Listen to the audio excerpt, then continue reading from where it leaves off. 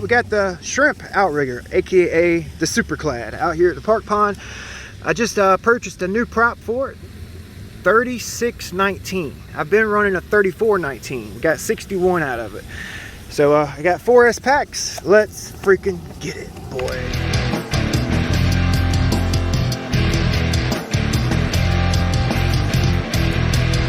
Stop, record.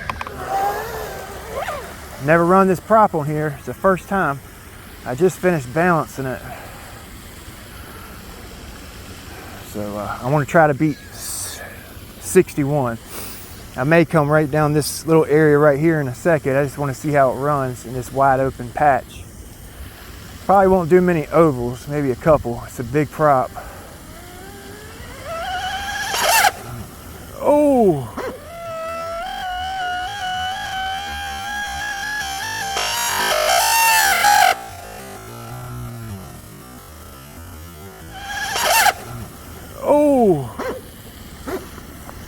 Oh man, I think I just hit something. Oh man. I think I just hit something, guys.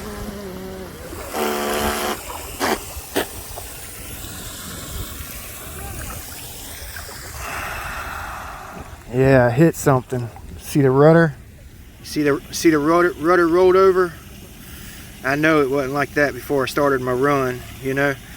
And my shaft bent. I guess whenever I hit it. This is a brand new prop, never even used it. Just finished balancing it. The prop looks okay. The shaft has seen better days. Which, yeah, look at that. It damn near pulled the strut off the transom. It was shaping up to be a good run too. It was shaping up. It had to have been doing 60 miles an hour whenever I hit it. That's a freaking bummer, you guys. Damn, man. Got to be more freaking careful. 67 whenever I hit it. Oh man, that prop right there, that's what I was trying to do, get 70. 67 miles an hour, man. I would have got 70 with it all day long. Damn, on 4S too. Jeez, man. Oh, it messed up my ski. Damn, messed up my freaking ski and everything. Son of a bitch. Oh man, we're gonna have to rebuild her. That's insane, you guys. 67 miles an hour with a little shrimp. I still have that prop, and it does have a little ding in it right there. That sucks, man. I can work that out.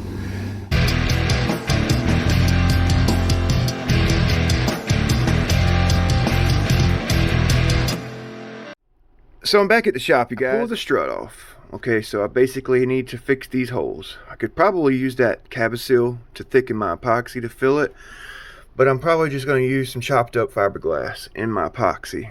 Okay, inside and out, and in the holes, re-drill my holes. Okay, pretty simple. Okay, so I've actually sanded off my my rod pad. Use this little planer right here. Boom, boom, boom. Scraped off all the old epoxy. Then I used this straight up and down one. This is a scraper, and I scraped it down to the epoxy, sanded it, got it pretty much flat. Okay, so my old ski, I measured it before I pulled it off. It was 10 millimeters tall at the back. Okay, and you can see where basically where it goes to. All right, it was shaped like this. It was rounded in the front, flat in the back. Okay, my new ski that I have designed, and I've got to work around my strut here. It's going to be long, straight angle, not curved like the previous one. It's going to be a little bit longer. So basically, this is where my ski ended or began, depending on which way you look at it. This is my new ski. It's a little bit wider and a little bit longer. Okay, so it's going to sit just like this. Okay,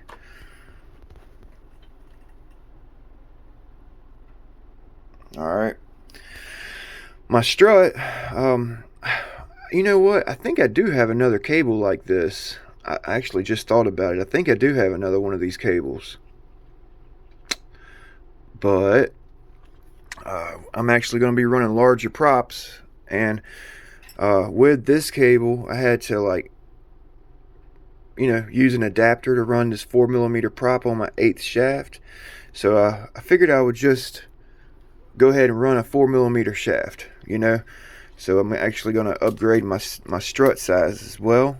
I'm going to use that 4mm shaft right there, same cable size. Okay, so that's going to be a lot better for me. It's a little heavier duty. I don't have to worry about shims. And this strut right here actually fits right in the stock bracket. Okay, so I may need to actually move my bracket up a little bit on the transom, or elongate the hole. May cut the top of it off, I don't know, but it will work. All right. The barrel on this strut, it's just a little bit bigger than the barrel on the old strut. That's one of the reasons why I'm making the ski a little bit bigger, so I can have some room to do some tuning. Okay, it broke my stuffing tube as well. That's that cheap China stuffing tube. It's garbage. So I'm actually using a K&S tube here, a small K&S tube.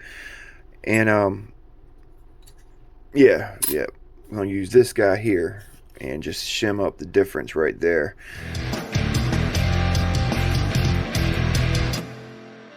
All right, so I actually got my stuffing tube epoxied in the boat, running a liner, 0.130 cable, 4mm shaft. I wasn't planning on doing a build video, but I figured I would kind of update you guys on my progress, okay? And I'll show you kind of what it looks like when I'm done. I got my transom filled in with that fiberglass and epoxy. Both sides look identical. I did it in and out. I went in and took my rudder off so I can like reprofile it, work that little ding out. So I'll show you that when I'm done. I got my propeller blade worked out. All right, I think this is the one that got bent right here, so it looks pretty good. Probably rebalance it. And I cut a carbon fiber backer. Since I did pull these holes, I figured this would help any potential future disasters. All right, so I got that cut. And yeah, so this boat, you know, it's got like a little flat area, like basically from right here to like right here. Okay, it's flat, and then it ramps up in the front, and then it kind of ramps up in the back, like almost like a, you know, a low pressure relief, you know, air relief pocket, whatever you call it, a relief area.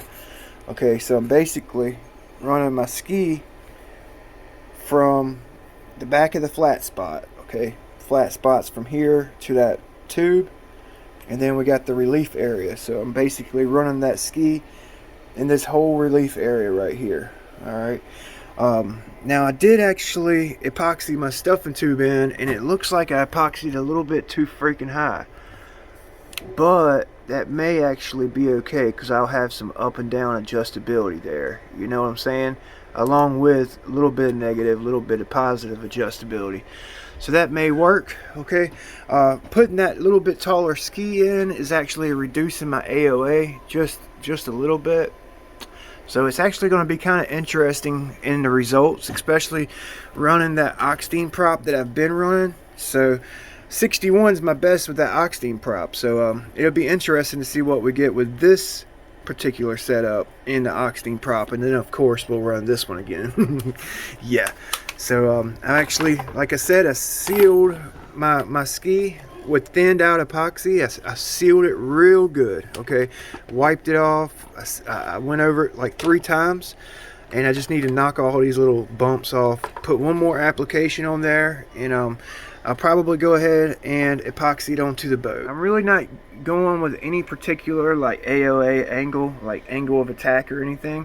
I'm really going with my gut, you know, according to this angle with the bottom tunnel area right here and the relief angle, and just kind of going with my gut and what my gut tells me. I have yet to put my digital level box on anything, so hopefully it all works out good. I'm just like intuition, you know. So yeah, I'm gonna go ahead and get the holes drilled for the strut, get it mounted up, get my rudder worked out, and hopefully we'll go ahead and get this ski on there.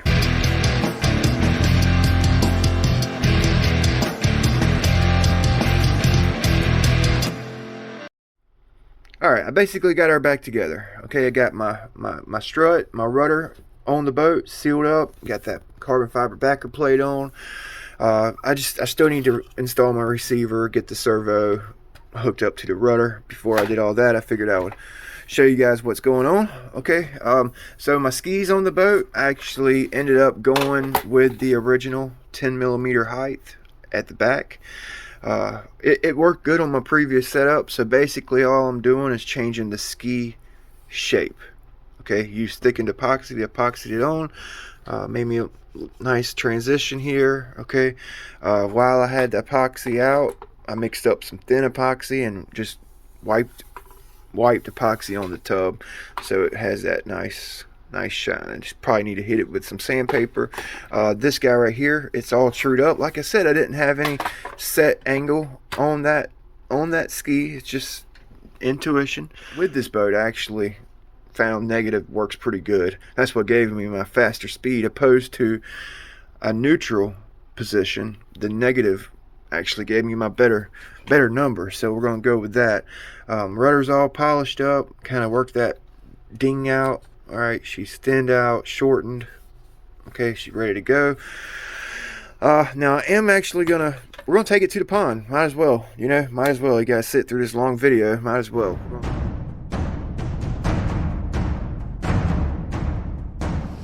So I got her out here to Park Pond, okay? Got everything squared away, got the rudder, everything's ready to go. Got her tuned up.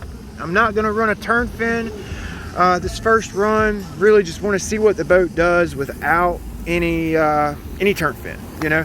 Got the GPS cleared out. I got 3S on it.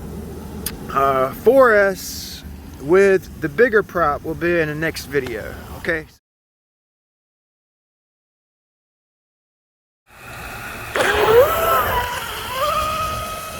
Ooh, damn, that's pretty smooth, you guys. I don't have a turn fin on here.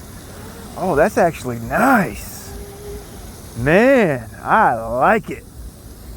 I only did this short run. It could change in about 2 seconds, but so far I like it. Oh man, I'm kind of glad it busted up. Pull trigger. Oh, no turn fin. That's right. Oh, it's nice and flat. Yes, sir. Oh shit! This might be a good mod for you guys that have the shrimp outrigger. Turn my right travel up.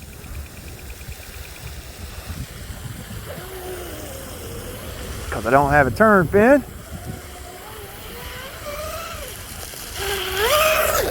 Man, that's sick.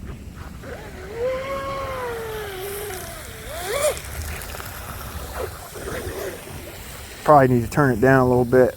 Might stress out that servo.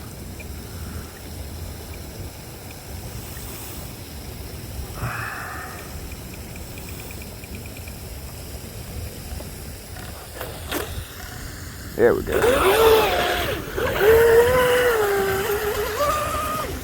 Oh, that's sweet. That is freaking sweet.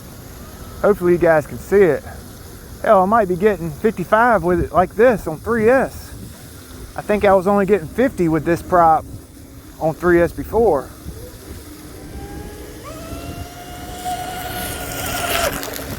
Man, it is like smooth as hell. I'm glad I broke it.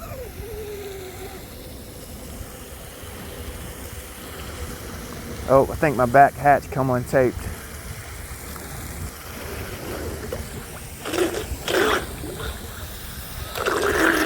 Ooh, I'm glad I saw that. Yep, my back hatch come untaped. All right, well, let's go ahead and check the speed and I'll let you guys go. 51, boy, 51. Yeah. Not sure what I was getting before, but 51 on 3S is not bad. Not freaking bad. Oh man. Oh man. So, whoo, doggy. So, you know what? I'm gonna retape it real quick since you guys sit through the whole video. We'll put the big prop on. I'm interested to see the difference.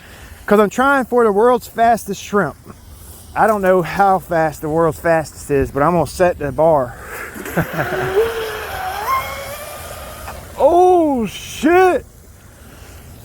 Wait for the ripples here. Oh my gosh, this is a must-do mod. Oh, stop, stop, stop!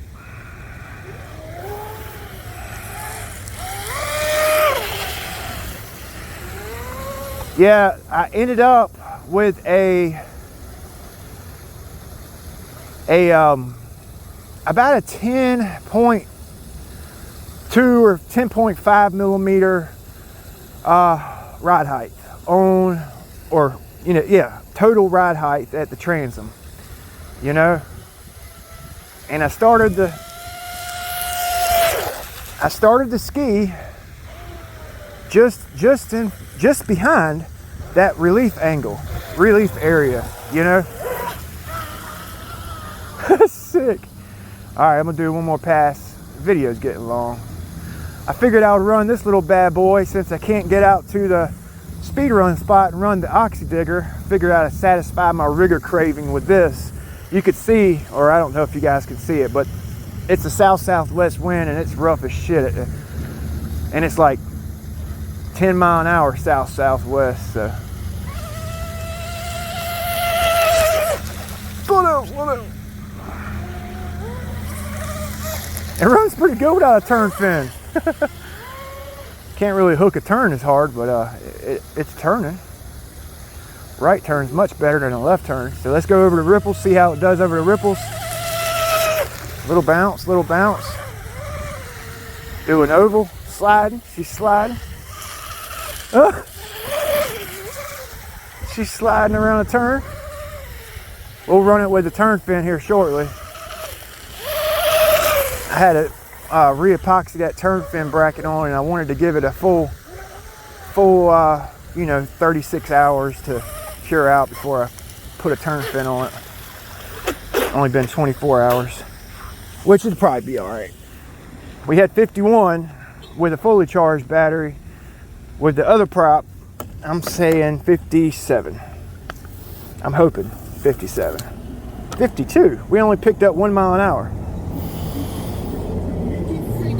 We only picked up 1 mile an hour with this prop. That's very surprising. All right, well, that's cool. That's cool. Yeah. I'm gonna check the temps. I would actually think that we would have cooler running temps with the ski. The motor, I would think, it's not working, or the prop's not working quite as hard to keep the aft up. You know, the ski is giving it a little bit less hydrodynamic drag, so we should have cooler temps. Normally with the other prop, my temps are about this high, so we propped up and we got cooler temps, so that's freaking awesome. All right, definitely recommend it. If you guys, I know actually a few of you guys have mimicked my setup, you know, with the 2968 to Flycolor 90. I actually recommend that. You know, it's a fun project, pretty fun little project, and it seems like it's paying off. You know, I offset it with the stuffing tube and everything. All right, so yeah, there's not a lot of guys running this boat for speed, you know, so you know, you have to, or I have to actually well, I don't own none of my boats. I use my intuition. I use my gut when I set up boats and I tune boats. You know, some people go through a different approach. They look online, they gather all the information from other people's setups. I'm kind of different. I use my gut. I use my intuition. And a lot of times it feels like it pays off. You know, it gives me a little more satisfaction because I'm not copying other people's setups. So yeah, we'll see you next time. Thanks for watching.